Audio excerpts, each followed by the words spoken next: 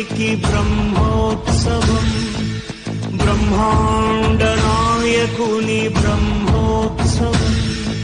బహురూపధారునికి బ్రహ్మోత్సవం, శ్రీభూసతులతో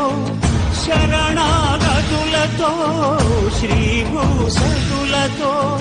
శరణాగతులతో, ఏడు కొండల పైన చక్కగా